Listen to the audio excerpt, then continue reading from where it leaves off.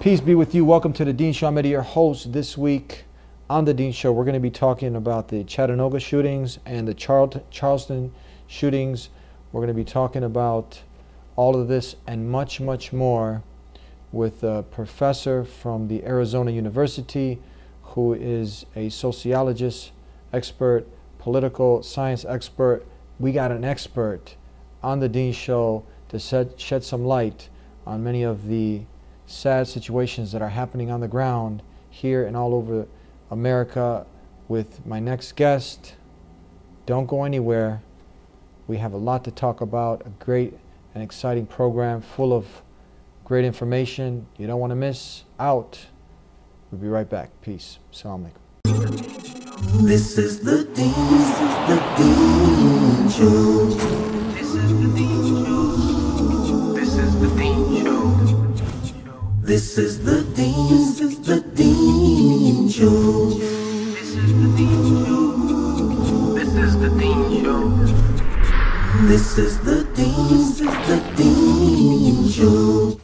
Welcome back to the Dean Show and our special guest, professor from the Arizona University, Professor Musa. How are you? I'm doing well. Thank you for having me. Thank you very much for being on the Dean Show. Can you tell our viewing audience, because it's your first time on the program, a little bit about yourself, Professor? Absolutely. So I'm the managing editor for the Southwest Initiative for the Study of Middle East Conflicts, also known as SISMEC, based out of the University of Arizona. And I'm a cognitive sociologist by trade, but I focus a lot on the Middle East and terrorism as well as sort of related to that.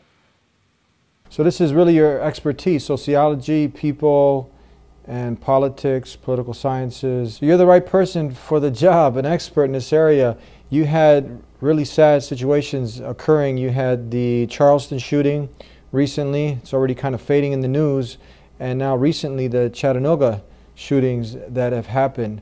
And one is considered kind of like a lone wolf. But on the other spectrum, you have a whole religion being blamed for this situation. What are your thoughts on that? Yeah, so there's sort of two trends to take note of. So the first one is that in the case of Dylan Roof in Charleston, as you pointed out, when he committed this crime, they immediately tried to portray him as a lone wolf, and often they also try to portray white terrorists as mentally ill. And in the case of Chattanooga, so in the case of Roof, the FBI has said they won't even consider that terrorism. That's what the FBI had said, is that they're not considering that terrorism, even though it was clearly a politically motivated attack. It meets the FBI's definition of terrorism verbatim, but they're not going to call it terrorism. In the case of Chattanooga, the FBI said that they're going to consider it terrorism until it's proven that it's not. So the starting premise when an Arab or a Muslim commits a crime is that it's terrorism. And the starting premise when a white person commits a crime is that it's not terrorism. So that's important. And then the issue of mental illness, there's also a big difference. So again, white terrorists like Joseph Andrew Stack or Dylan Roof or any of these guys are immediately considered to be crazy. They talk about, oh, they're depressed, they're bipolar, they went through a divorce, whatever. In the case of the Chattanooga shooter, he is diagnosed as being bipolar. In the case of Nadal Malik Hassan, the Fort Hood shooter, he had sought treatment for his own mental issues because they were going to send him to Afghanistan. He was a conscientious objector. He tried very hard through the process to get out of being sent to Afghanistan. He talked to people about his sort of struggles with this, and with the fact that he was being sort of discriminated against in the army. People were using racial slurs and stuff against him. And he talked to counselors and he sought treatment and he tried to go through the legal process to get out of his predicament, but there was no exit for him, and he snapped and he went on a shooting rampage. But his mental illness was never considered. It was not even up for discussion. So So in virtue of being a Muslim, basically, you can't be mentally ill. You're a cold, calculating criminal mastermind. Whereas if you're a white person who commits a terrorist act, you're definitely crazy. So that's, those are some of the opening disparities there. You had someone who was kind of forgotten. He's back up in the news, but not too long ago, James Holmes. He was the Dark Knight movie massacre. He killed 14 people. And he was actually a Christian, not to disparage on any Christians, but he was someone who was part of the Presbyterian Church. And again, they looked at his mental illness. He wasn't someone now, imagine if he was a Muslim. And then you have the Robert Doggart, who was a Christian, and he was putting together a plan to massacre an entire community. And this didn't get no wall-to-wall media coverage. Yeah, I'm glad you brought up Robert Doggart. Yeah, because he was a Christian minister and a failed congressional candidate. His plan was to, quote, utterly destroy a predominantly Muslim suburb in upstate New York. And the campaign was going to include bombing a school and a mosque and then going on a shooting rampage to kill as many people as they could. And it wasn't just him. He got 9 other people that agreed to join this plot, or this crusade. And the astonishing thing is, so he was caught in the middle of this, of carrying out this plot. He had acquired weapons to do it. He had made, as I said, contacts with co-conspirators. It was an imminent terror plot that was foiled. So when a Muslim is intercepted in the middle of an imminent terrorist plot, they're usually sentenced to life in prison. Mr. Duggar was sentenced to home detention. He lost his gun permit and he was fined $30,000. That's it. And his co-conspirators, to my knowledge, weren't charged for anything at all. And then more recently, there's been a lot of protests from Muslim groups and civil rights groups, and so now he's facing some additional civil rights charges. But in terms of his sort of criminal liability, he got a very short home detention thing and a fine, whereas a Muslim who was intercepted committing anything near that same scale would have been sentenced to life in prison generally. And the worst part is when a lot of times Muslims who are intercepted in these plots, the FBI, the FBI has people in a lot of Muslim communities to kind of keep an eye on Muslims to make sure they're not getting radicalized. And if they think that someone might be prone to radicalization, a lot of times they basically entrap them. They, in some of these cases where people have been foiled and accused of trying to carry out a plot, it was the FBI who helped suggest the plot. It was the FBI who helped, provide them with fake weapons and fake, passports and stuff just to get them to say that they'll do this thing. And then they get arrested. But no one was ever in any imminent danger. It's just that in virtue of seeming sympathetic or willing to carry out an attack like this, you get life in prison if you're a Muslim. But if you're someone like Mr. Duggar, who actually came up on his own initiative and formed a whole coalition to carry out a massacre, you get a fine, you get house arrest. That's a big problem. Why is it that most Americans, they've never heard of Robert Doggart? He's not a household name.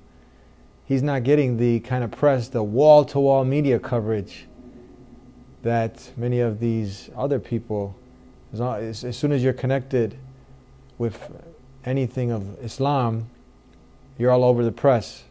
But in this case, no. There's huge disparities in media coverage as well. So consider, for instance, a good sort of side-by-side comparison would be to consider Joseph Andrew Stack III. He was this white guy who was anti-government, anti the IRS. He did a suicide bombing on the IRS Echelon complex in Austin, Texas. He killed a federal agent, caused millions of dollars in damage, and he was hoping to kill hundreds because there's hundreds of people that work there. They were just arriving for the day. But for the grace of God, he would have killed hundreds, especially if there was bigger structural damage to the building, which he intended on his manifesto. So he commits a suicide bombing that kills a federal agent, right? Now compare that to Abdul Farouk Abdul Muttalib, this Somali kid who tried to commit a suicide bombing via, he was called the Christmas Day bomber, but he had an underwear bomb that failed. So he didn't kill anyone, he didn't hurt anyone, he didn't even really damage the plane except for mild cosmetic damage. The only person who was hurt was him. But as a result of Abdul Muttalib, they put in body scanners and a lot of these airports. You know, it was wall-to-wall coverage about it for, you know, weeks and weeks and weeks. Joseph Andrew Stack killed someone, caused millions of dollars in damage, nearly killed hundreds, and the FBI just said, well, he's just a crazy guy, lone wolf, even though he clearly belongs to an ideology that's fairly widespread. And, you know, the media was basically over it the next day. As soon as the FBI said it's not terrorism, it's just a lone wolf, that was it. There was no commemoration for the federal agent who died.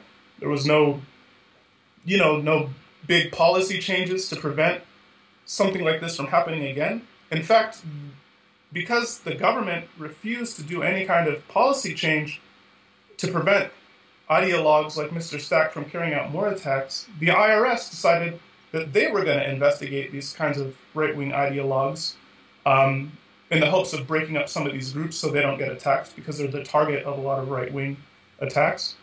And as a result of that, of their probe into right-wing groups, when that became public, Republican lawmakers started a witch hunt against the IRS, and so the FBI is investigating the IRS now for having investigated right-wing groups, rather than investigating the terrorists who committed the crime and people who are sympathetic to that terrorist. They're investigating the IRS for investigating the crime. I mean, it's insane. It's really terrible.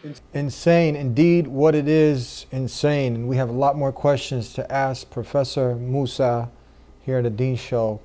Moses, by the way, Professor Moses with us. Don't go anywhere. We'll be right back. Please subscribe to The Dean Show. Follow us on our official Facebook and Twitter pages in the links below. Please also help support The Dean Show by making a donation in the link below.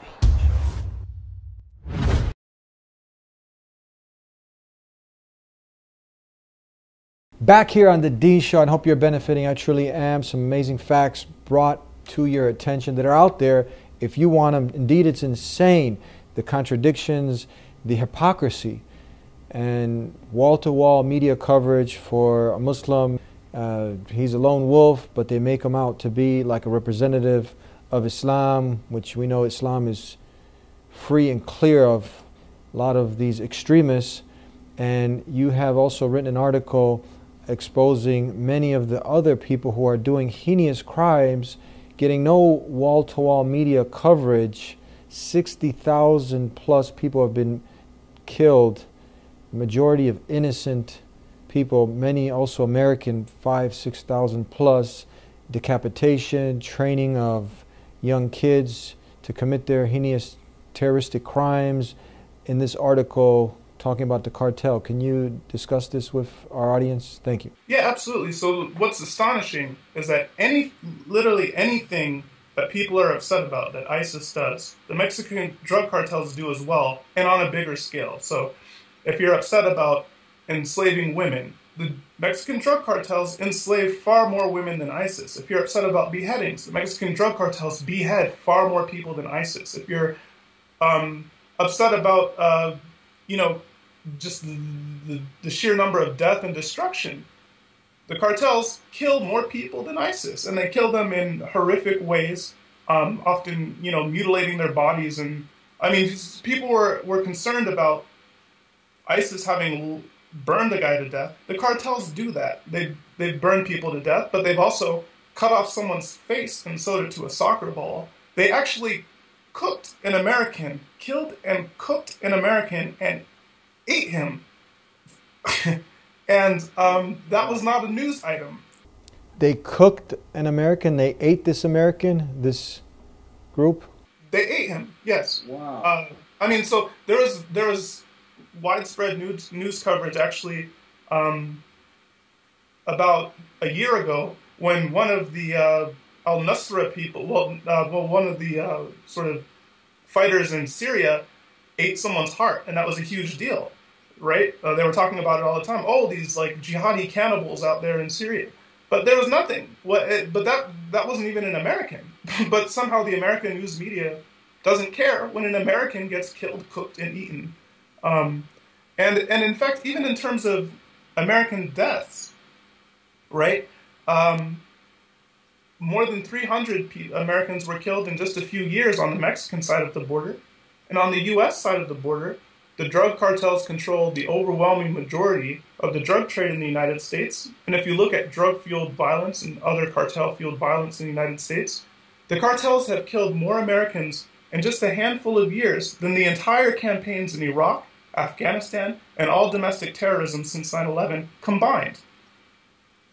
And yet, no one wants to talk about the Mexican drug cartels, and we're all talking about, you know, Islamic terrorists in the Middle East who can't really effectively carry out too many strikes here. I mean, it's a threat that can be largely contained.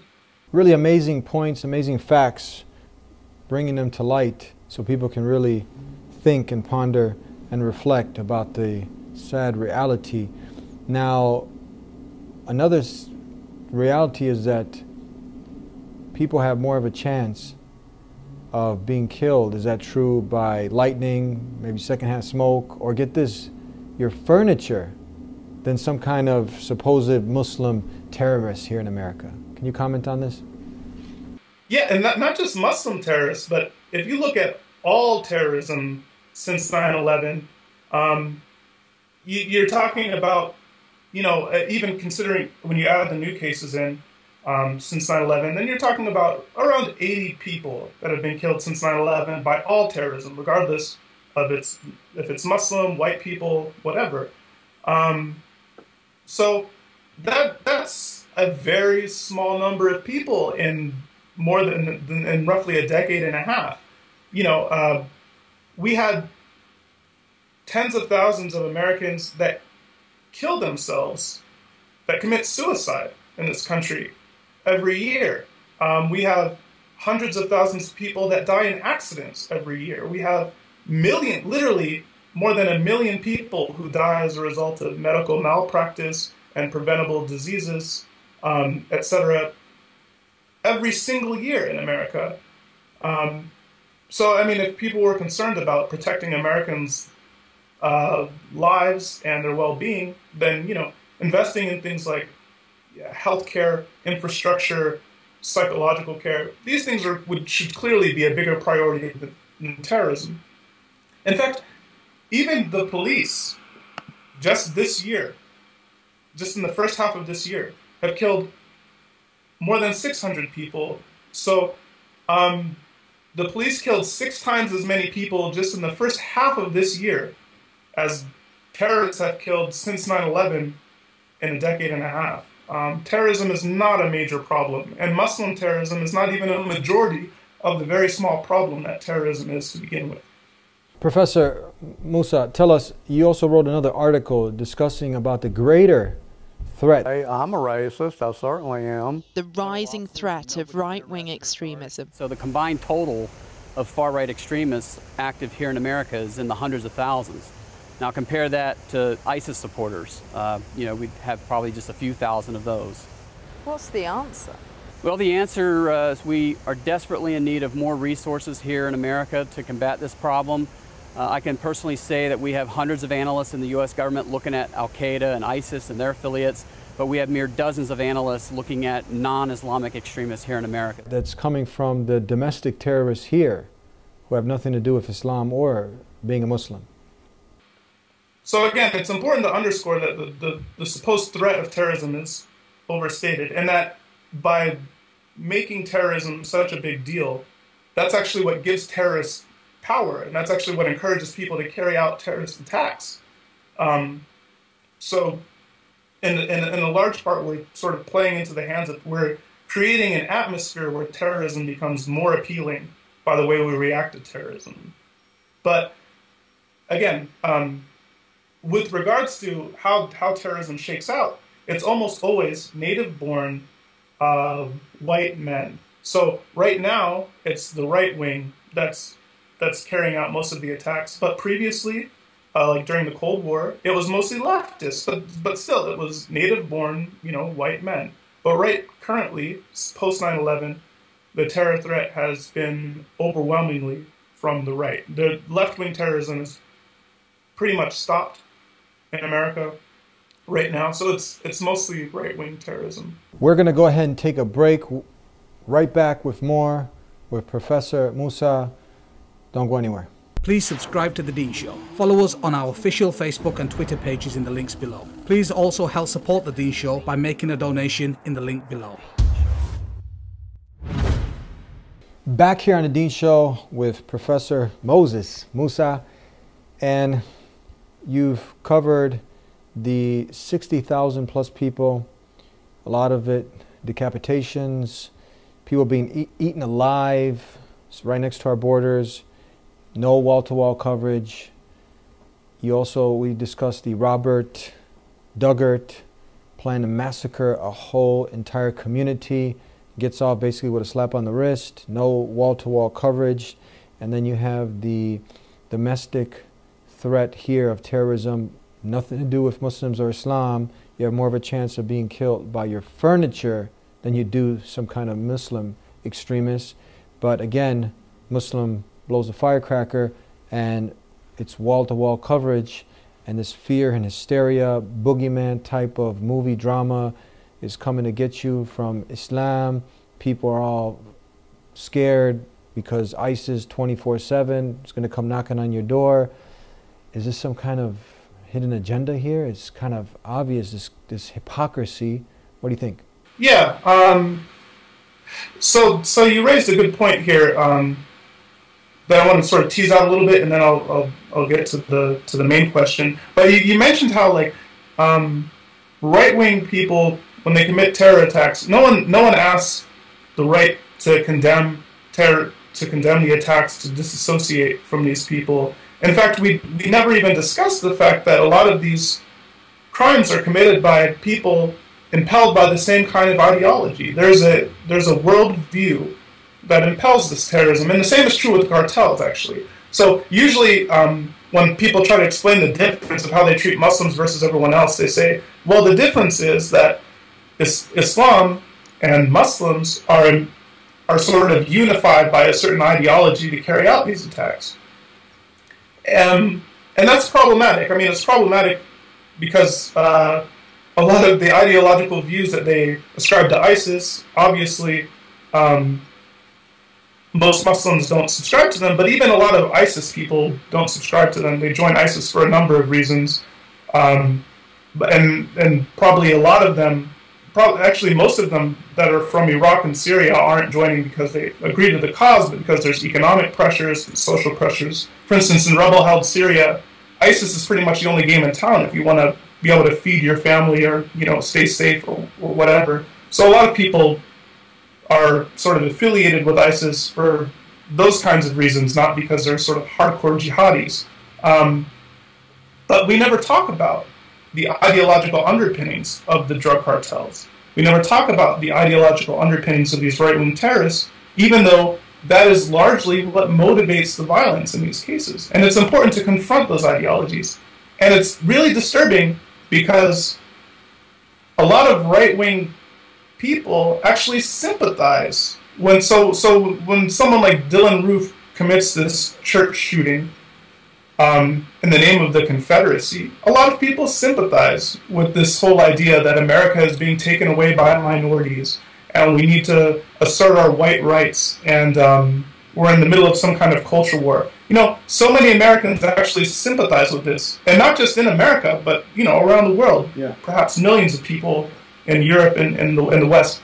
And in fact, the right-wing ideologues are the primary terrorists in Europe as well.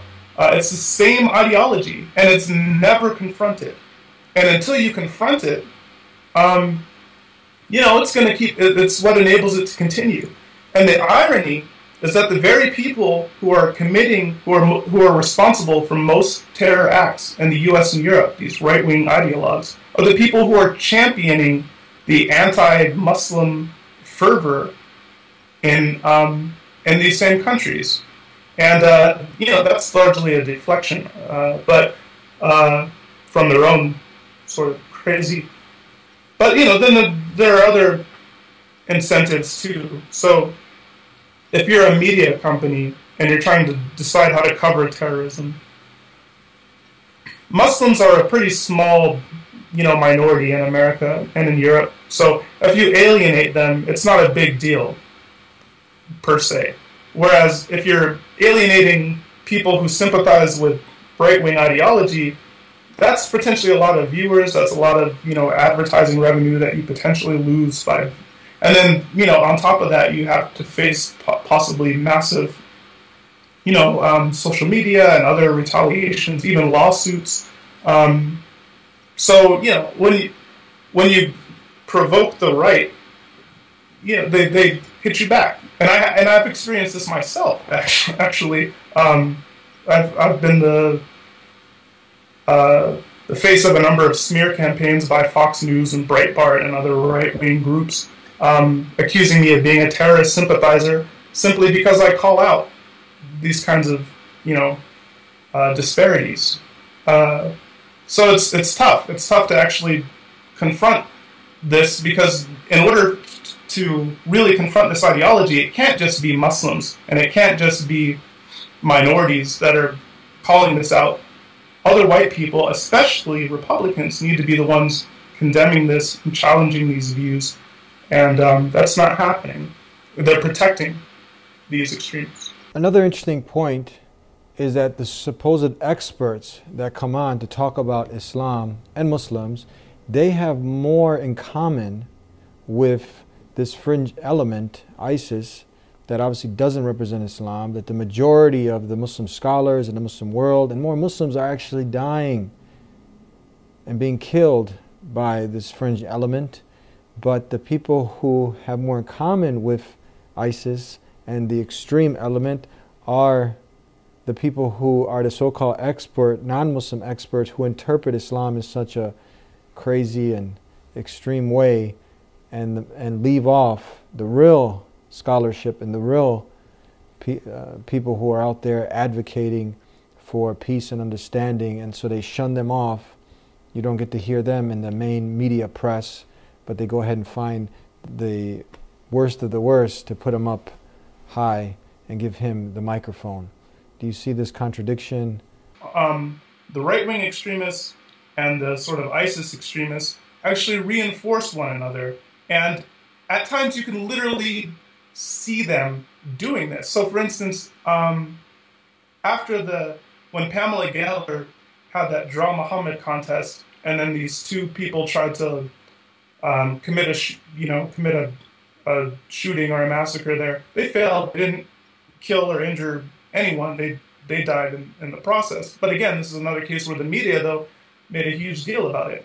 And if you tuned into Fox News in the aftermath of that, they had Pamela Geller on defending her acts, and the person that she was talking to on the other side, Fox presented as a Muslim cleric, but it was actually Anjem Khoudary, who is ISIS's #1 propagandist in the UK. And he's very upfront about this. This is what he is. He's an ISIS propagandist. And they had him debating Pamela Geller on Fox, but they didn't disclose the fact that Anjem Khoudary is an ISIS propagandist. They just presented him as a Muslim cleric. So people who watched Fox heard Khoudary talking about how Pamela Geller should be stoned and stuff like this, and they thought, oh, this is what Muslims think. This is how Muslims feel. Because they go out of their way to find the most extreme people to sort of put side by side with someone like Geller for the sake of misrepresenting, because they want, you know, it's these two extremes just feeding on one another and perpetuating the conflict. It really seems like the KKK, who was at one point 5 million plus members strong in America, they didn't go away. It just didn't seem like the cool thing to wear the white thobes that they were wearing. But now that mentality, that racist, bigoted, I'm white, I'm right, and everything else, we need to get out of sight. That mentality, now they just maybe, it's still there, but they put on the nice suits and they got the air. It's really sad to see, really sad. What advice do you have for the sincere Americans who are out there, who aren't bigoted, who aren't racist, who want to live in peace with their neighbors. And that's what Muslims want to do. We want to live in peace, have peace with our Creator, peace within ourselves, and peace with humanity. But now for them to see through all of this confusion, what advice do you have for them? So one of the most important things you can do is just listen to actual Muslims. You know, you can't. There's all of these experts post 9/11 that are not Muslims talking about what Muslims think and how Muslims feel, and a lot of them are full of crap. You know, and some of them are motivated by various financial and other things to intentionally misrepresent things in a certain way. It's disturbing. For instance, if you watch CNN and they're talking about terrorism and it's a whole panel of 50-year-old white men, talking about Islam and Islamic ideology, you should probably take that with a grain of salt. But that's the norm. So, when you're confronted with this sort of a view, what you should try to do is find an alternative viewpoint by listening to actual Muslims and trying to get a diverse array of Muslims, because, Muslims are not a monolith any more than blacks or anyone else. We have diverse viewpoints. We disagree about stuff. And, people need to be aware of that, and they need to dig in there and try to just get a more nuanced grasp of how Muslims feel if they're concerned about Islam or if they want to know more about Islam. Professor Musa, tell us where people can go ahead and read some of your articles that we've discussed today with you and how they can get a hold of you. So my website is fiatsophia.org, so fiatsopia.org, or I run sysmec.org as well, and there's links to my work and to my website there as well. Thank you, Professor. We started with peace. We end with peace. We look forward to having you sometime in the future back on the show. God bless you. Jazakallah khairan. Assalamu alaikum. Peace be with you. And thank you, the sincere viewer, the sincere person with an open mind, open heart, who really wants to know. Look, he's coming to the Muslims to find out what's Islam got to say about this. What do Muslims have to say? And now you've heard our voice. Now you decide. We had a lot of ground that we covered in a short amount of time. We talked about the double standard. We had the sad, tragic events that happened at Charleston and Chattanooga, and one was considered a lone wolf. But now other people are trying to hang and go to war with Islam because some person went and did a lone wolf act, and now you're trying to blame a whole religion. So are you part of the problem, or you want to be a part of the solution? And we talked about Robert Doggart, who's all of a sudden his name just got swept under the rug. You don't know about him. And this individual who is a minister, a Christian minister, now do we blame Christianity and Christians for this crazy, deluded person's plot and plan to massacre a whole entire community of Muslims? And by now, by watching the Dean, a Muslim is like what Jesus was, because Jesus was a Muslim, and Abraham was a Muslim, and Moses was a Muslim. They all what? Submitted to the will of God. This is what a Muslim is. One who's figured out the purpose of life, and that purpose of life is what? To connect with the one who made life, who gave us life. And we love Jesus and His Blessed Mother. And you get to learn those things in previous shows. So now he wanted to murder all these people that love Jesus. And he got a smack on the wrist. No wall-to-wall media coverage. James Holmes, who was also the movie Massacre, he was looked at as a lone wolf, but he was also a Christian. You also have Andrew Breivik, who killed over 77 people. And why do I mention these people? Because now many people are assuming that Islam is the problem. But no, you don't see Muslims doing the majority of these horrific acts. You don't see that. But it's made to appear so to the average layman that yes, Muslims and Islam is the problem. But I'm sorry, it's not. Spend some time with the Muslims. Learn Islam from the scholars here in America who are out there and their voices are not being heard. But they've got a strong presence in the Muslim community. Talk to them. Invite them to be on Fox News. Invite them to be on CNN. If you really want to be a part of the solution and not the problem. And that's what it seems like many people are a part of. They're just anger and bitter. Because when we look at the root cause of all this, it's that racism and hatred that was with the KKK, but now it's still in the hearts of the people. It hasn't been eradicated. It just put on a new costume. It just has a new appearance. So as the KKK, we can spot them really loud and clear. Many of these people now, we can spot them by the false fear rhetoric, the bigotry that comes out of their mouths. So let's not listen to people such as this who are trying to disunite humanity. Let's really support and look towards creating an environment of peace and understanding. And if you have any questions or concerns, please call us, 1-800-662-ISLAM. Initiate a healthy dialogue. Let's talk. Let's try to be a part of that solution, not the problem. And we hope that you tune in every week to the Dean Show, where we cover some very exciting episodes, very exciting topics. We'll see you next time. Until then, peace be with you.